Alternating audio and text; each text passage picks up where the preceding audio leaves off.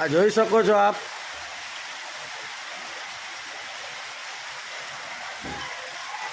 લાલખાંડના scene છે. સુખર કરો ભાઈઓ, તમે તમારા ઘરમાં સ્વચ્છ છો.